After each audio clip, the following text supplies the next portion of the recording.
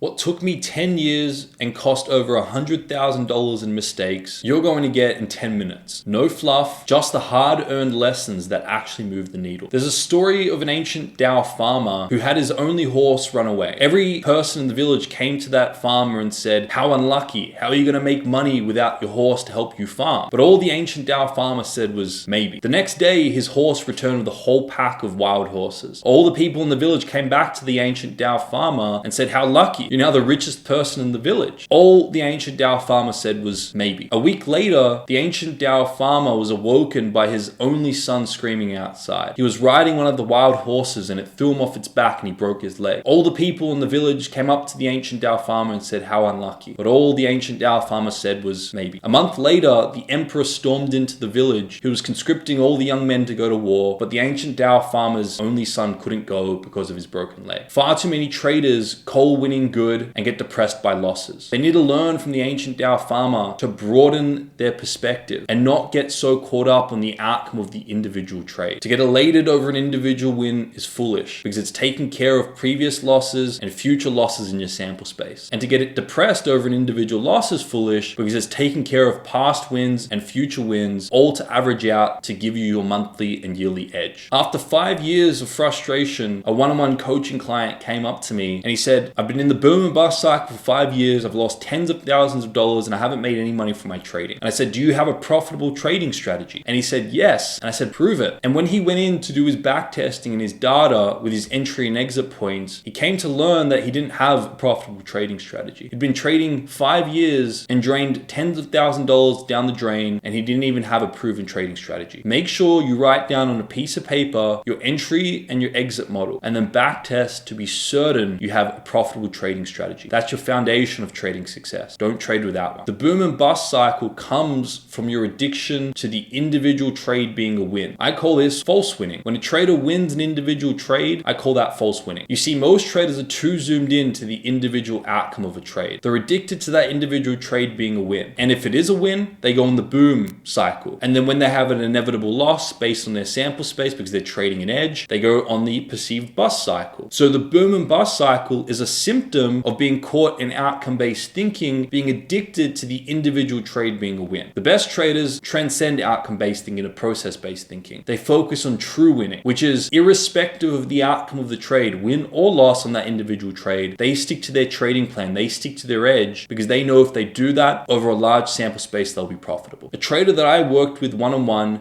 had been trading for 3 years and then decided to scale up with prop firms. It took him 3 to 4 months to scale up to $1 million worth of funding, 7 figures in funding. And then after one bad trading day, he blew it all. He hit max drawdown and he lost all 7 figures of funding. Risk management and capital preservation, protecting your golden goose, which is your capital, should always be on the forefront of your mind as a trader. Implement a drawdown protocol, especially on funded accounts, meaning the closer you get to hitting your max drawdown, the more you scale down your risk so you can protect your psychology and you can stick to your trading plan without creating too much fear and greed in your trading. After working one-on-one with hundreds of traders, there's a simple formula that every single successful one follows. They have a proven edge, meaning they know exactly where they're getting into the market, where they're getting out of the market. They put that proven edge into a mechanical trading plan so that they can be consistent in the execution. They manage their expectations before they trade so that fear and greed don't run their decision making. After every trade, they manage themselves so that they don't need to be humbled by the market. Meaning, if they take a win, they know how to humble themselves so that they don't need to attract painful losses. If they take a loss, they know how to lift themselves so that the next trading day they can just stick to their trading plan. And finally, once they know they have a proven process, they leverage the opportunity with prop firms to make more and more money without changing their proven process. I woke up from a text from one of my one-on-one coaching clients who had a max allocation at my Forex funds, and that's all the capital he had as a trader. He didn't diversify, he only had max allocation with my Forex funds, a very reputable trading firm at the time. And when the prop firm went under, he lost all his capital. Make sure you diversify. If you're trading prop firms, have 3 reputable trading firms across different regulatory environments and diversify across them. Then use the payouts from those prop firms to build personal accounts and build a track record so you can go off and seek private investment. Diversify your capital so you're never at the mercy of prop firms and you're never at the mercy of one of these prop firms going under. There's a story of a daughter on Thanksgiving Day who sees her mum cutting a turkey in half before she puts it in the oven. The curious daughter goes up to the mum, "Mum, why do you cut the turkey in half before putting it in the oven?" The mum scratches her head and says, "I'm not sure. I do it because my mum did it." So the curious daughter went up to the grandmother and said, "Grandma, why do you cut the turkey in half before putting it in the oven?" And the grandma, similar to the mum, scratched her head and said, "I'm not sure. I do it because my mum did it." So the curious daughter went up to the great-grandmother and said, "Great-grandmother, why do you cut the turkey in half before putting it in the oven?" And the great-grandmother said, "I cut the turkey in half before putting it in the oven because my oven was too small." There are many beliefs and ideas that we inject blindly without ever questioning. Many of the beliefs that our parents held on to and were useful in society many, many years ago are now outdated and antiquated. Many of these beliefs can also be destructive in your trading journey. So it's incredibly important to become aware of your belief systems around money, around winning and losing, around how quickly one can make money, and so that you don't have unconscious ceilings and you don't squander profits because there's an internal conflict. Always question your beliefs. Ask, does this belief serve me? Or am I holding on to an outdated, antiquated belief that no longer serves me? On top of that, many of the beliefs we hold as traders need to be different to what convention teaches. We need to learn to think a little bit different as traders. So it's even more important to question any beliefs passed on through generations, any beliefs passed on in schooling or through authority figures or from society in general, to ensure that your belief system is constructive and will help you as a trader. No matter how good your trading strategy is, if you can't learn to manage your amygdala, you're going to be run by fear and greed, and you're not going to stick to your trading strategy. Once you have a proven trading strategy, it becomes your job to master your trading psychology, to understand the difference between the amygdala and the prefrontal cortex, to ensure you know how to manage and quiet down the amygdala, dissolve the triggers that trigger it, have ways to deal with the unwanted states of the amygdala, have ways to deal with states of anxiety and taking losses so that you don't have to participate in destructive behaviors. A trader needs to understand and manage the amygdala so that they can put their advanced parts of their brain in charge and so that they can stick to their trading plan. This whole YouTube channel is dedicated to it. And if you want to learn more on it, I encourage you to watch this particular video that's going to show up on your screen. I've also linked it in the description in the first comment so you can understand and bulletproof your trading mindset, meaning manage your amygdala, put your prefrontal cortex in charge so that you can stick to your trading plan and so that you can have consistent profitability even when you continue to manage more and more capital. Even though many traders think it exists, self-sabotage doesn't actually exist. All self-sabotaging and so-called destructive behaviors are coping mechanisms for unwanted states as a trader. I work one-on-one with traders on this every single day. They come up to me and say, "I'm doing something that's bad and I have to stop and it's self-sabotage." And I say, "You do not move a muscle without a motive. If you weren't getting benefit from doing that particular action, you wouldn't do it." So I ask them, "What's the action?" And they say, "Deviating from my trading plan or over-risking." And I say, "Great. Go to the moment you perceived yourself deviating from your trading plan and over risking. And what was the benefit in that moment?" And they say there wasn't a benefit. And I hold them accountable and I probe and I help them see the benefits in that moment. And I ask them, in that moment, were you in a state of anxiety? You've taken a few losses. You felt like you're in drawdown and you felt like you're on the back foot and you felt like taking trades outside of your plan and over risking is the way to cope with that unwanted state and put you back in the positive. That's what you thought in the moment, no? And they say, "Yeah, that's true." I say, "Can you see that this so-called destructive and self-sabotaging behavior is helping you cope with an unwanted state?" And they say, "I can see that." So stop guilting and shaming yourself over destructive behaviors. Rather, go in there